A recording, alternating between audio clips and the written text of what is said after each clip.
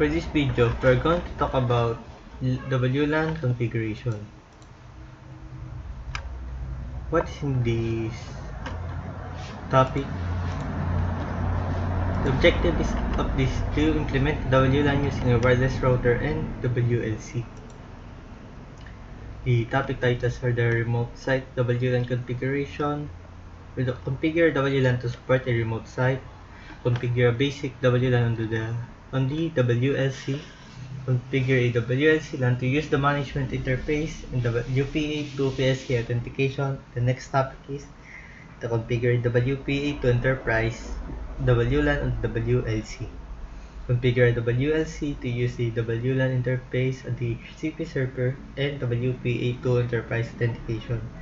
Next one is to troubleshoot WLAN issues, which troubleshoot common wireless configuration issues. Then let's go to the next one. The remote site WLAN configuration. The wireless router, remote workers, small branch office, and home networks often use a small office and home router. These routers are sometimes called an integrated router because they typically include a switch forward clients. Apart from an internet connection, sometimes labeled WAN or where and wireless components for wireless client access.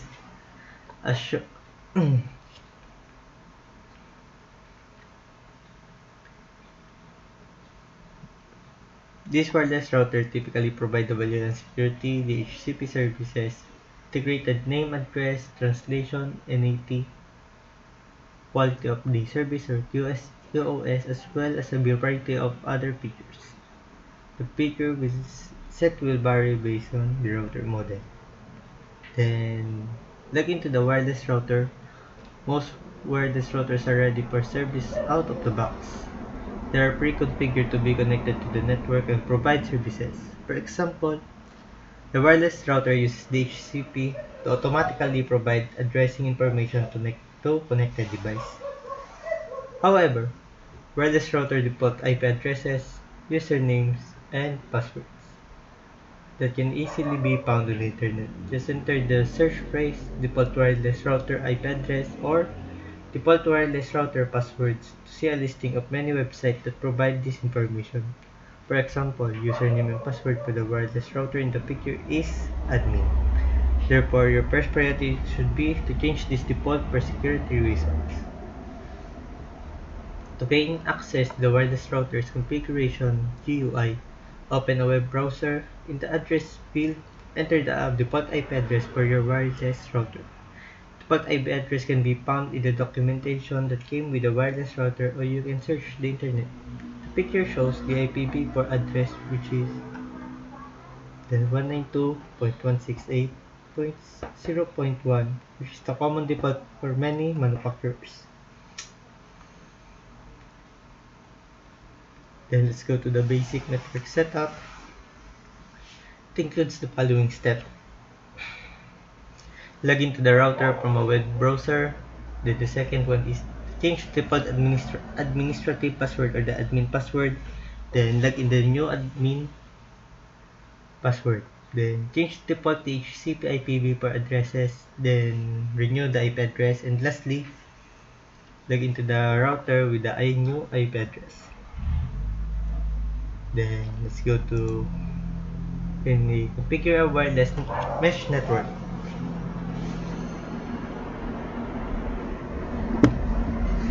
In a small office or home network, one wireless router may suffice to provide wireless access to all the clients. However, if you want to extend the range beyond approximately 45 meters indoors and 90 meters outdoors, you can add wireless access points. Then, the NAT for IPv4.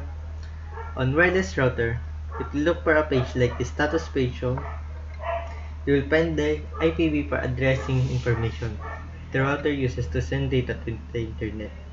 Notice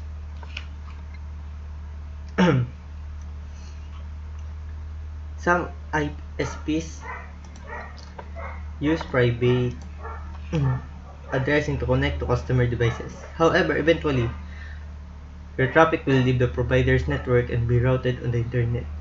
To see the IP addresses for your devices, search the internet for what is my IP address. Do this for other devices on the same network, and you will see that they all share the same public IPv4 address. NAT or NAT make this possible by tracking the source port numbers for every session established by a device. If your ISP has IPv6 enabled, you will see a unique IPv6 address for each device. Then let's talk with quality of service, or what we call the QoS. Many wireless routers have an option for configuring the quality of service, or QoS. By configuring QoS, you can guarantee that certain traffic types, such as big voice and video, are prioritized over traffic that is not as time sensitive, such as email and web browsing. On some wireless routers, traffic can also be prioritized on specific ports.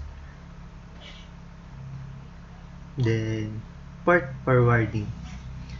Wireless routers typically block TCP and UDP ports to prevent unauthorized access in and out of a LAN.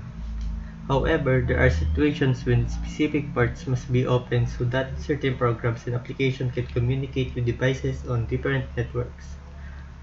Port forwarding is a rule-based method of directing traffic between devices on separate networks. When traffic reaches the router determines if the traffic should be forwarded to a certain device based on the port number found with the traffic.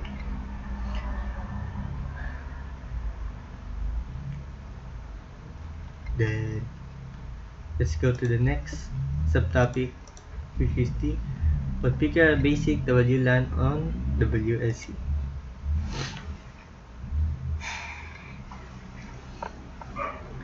WLC topology.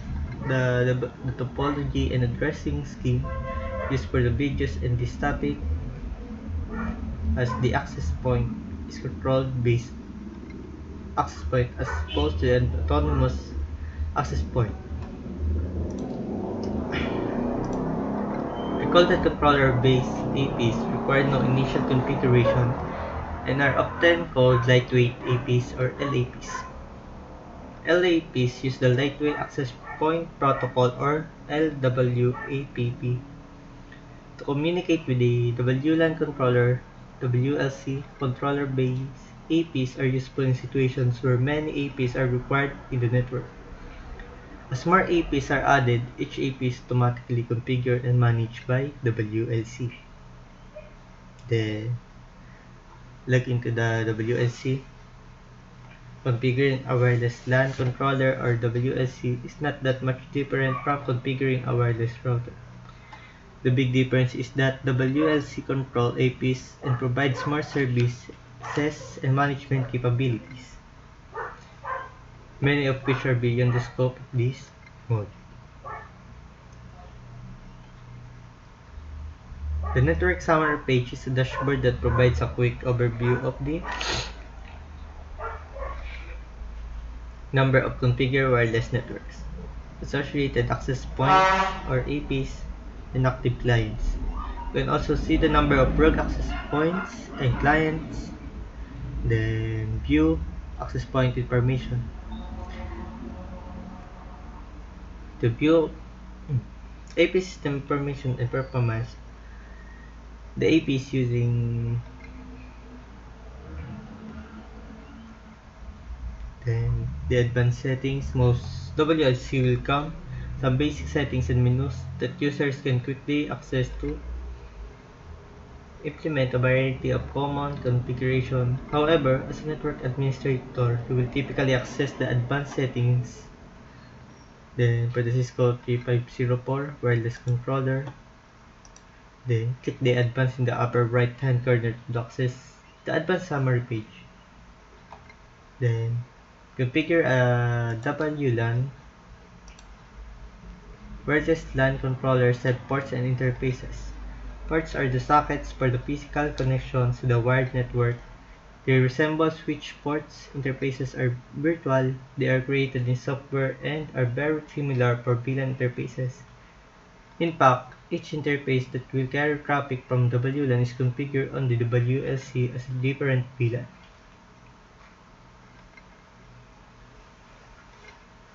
The Cisco 3504 can support 150 access points, and for all 96 VLANs, however, it only has 5 physical ports.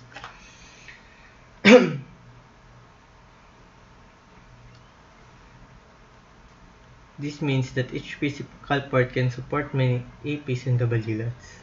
The port and the WLC are essentially trunk ports that can carry traffic from multiple VLANs to a switch for distribution to multiple access points. Each access point can support multiple WLANs. Basic LAN configuration on the WLC. Here is the following step. First one is to create the WLAN. The second one is to apply and enable the WLAN. After that, the third one is to select the interface. Then you have to secure WLAN. And after you have secured it, you should verify the WLAN is operational. Then monitor the WLAN, and the lastly is view wireless client information. Then let's go to the next one. Configure WP82 Enterprise WLAN on the WLC.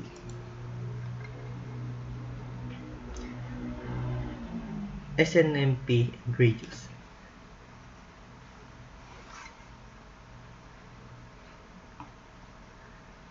In simple network management protocol and remote authentication dialing user service server software, SNMP is used to monitor the network.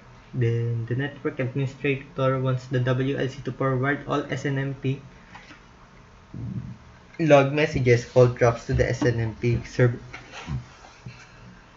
In addition, for WLAN user authentication, the network administrator wants to use a radius server for authentication, authorization, and accounting, or the AAA services, instead of entering a publicly known pre-shared key to authenticate, as they do with the WPA2 PSK. Users will enter their own username and password credential. The credential will be verified by the radius server. This way, individual user access can be tracked and audited if necessary, and user accounts can be added or modified from central location. The radius server is required for the WLANs that are using WPA2 Enterprise Authentication. Then the next one is to configure SNMP server information. Click the Management tab to access a variety of management features. SNMP. The SNMP is listed at the top, the menu on the left. Click SNMP to expand the submenus and click the trap receivers. Then enter the SNMP commuter name and the IP address, and the WLC will now forward the SNMP log messages to the SNMP server.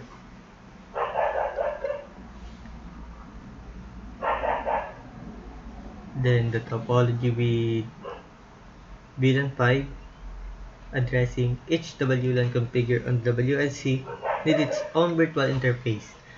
WLC has 5 physical ports for data traffic. Each physical port can be configured to support multiple WLANs, each on its own virtual interface. Physical ports can also be aggregated to create high bandwidth links. Then configure a new interface. VLAN interface configuration on the WLC includes the following steps. Create a new interface, then configure the VLAN name and ID. After that, configure the port interface address, then configure the DHCP server address, apply and confirm, and lastly, verify interfaces. Then let's go with configure a DHCP scope. The steps are create a new DHCP scope, the first one, and the next one is to name the DHCP scope, then verify the new ones, and then configure and enable the new DHCP, and lastly, you should verify the enable DHCP scope. And the last one is to configure a WP Enterprise WLAN. By default, all newly created WLANs on the WLC will use WPA2 with Advanced Encryption System, or the AES. 802.1x is the default key management protocol used to communicate with the radio server. Because the network administrator already configured WLC with the IPv4 address of the radios. Then the following steps are: the first one is create a new WLAN. The next one is to configure the WLAN name and SSID. The third one, enable WLAN for VLAN 5. The fourth one is verify the Advanced Encryption System, or our AES, and 802.1x default. Then the fifth step is configure the WLAN security to use the radius server. Then the last one is to verify the new WLAN is available. And let's go to the next one, which is the troubleshoot WLAN issues.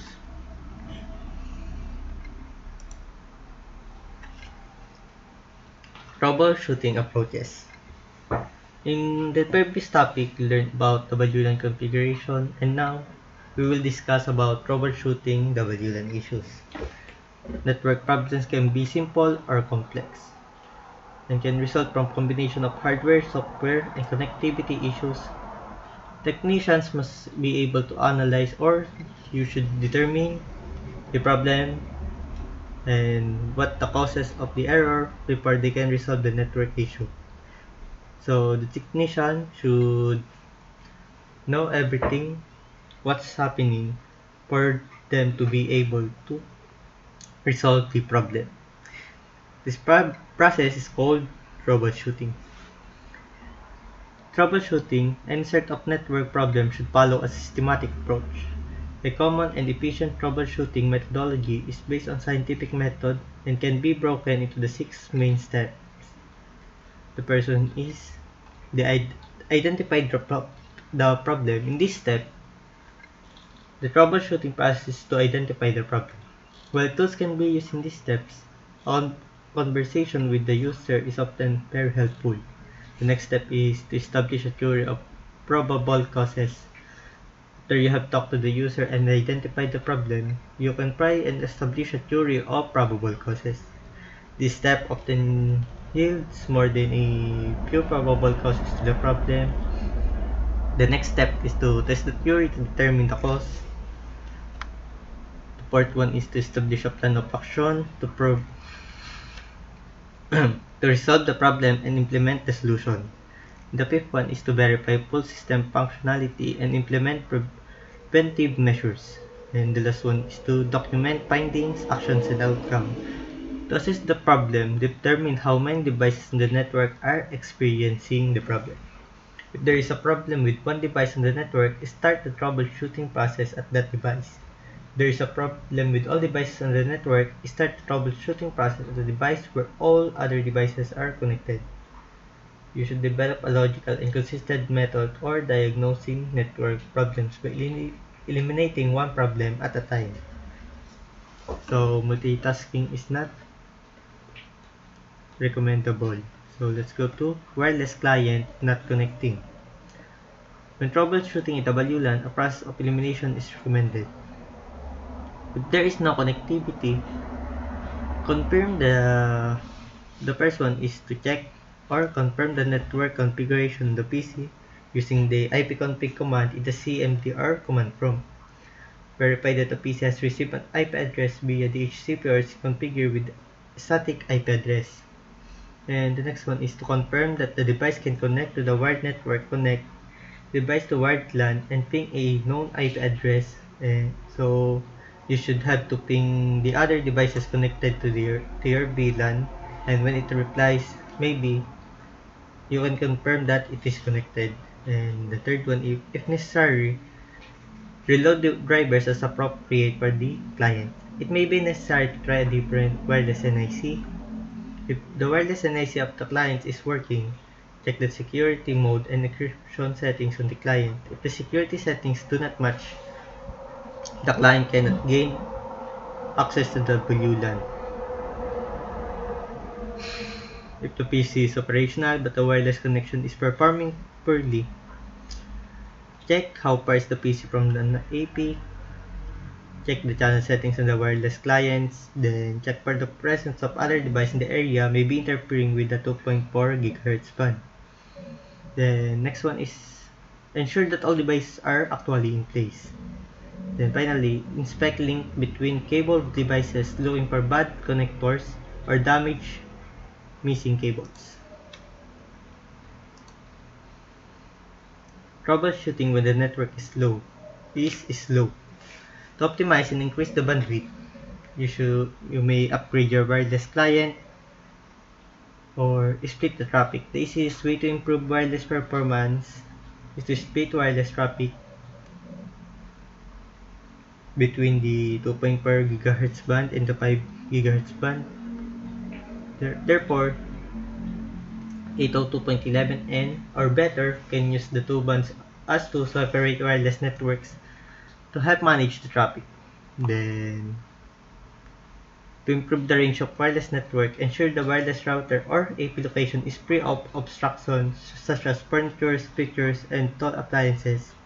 This blocks the signal which shortens the range of the WLAN. If this still does not solve the problem, then a Wi-Fi range extender or deploying the power line wireless technology may be used. So, if your router is between furnitures, walls, or thick walls, then the more obstacle or obstruction besides the router, the signal will shorten. So or the signal will be blocked so that the connection will go slower. So then updating firmware, most wireless routers and APs offer upgradable firmware. Firmware releases may contain fixes for common problems reported by customers as well as security vulnerabilities. You should periodically check the router or AP for updated firmware. In the on a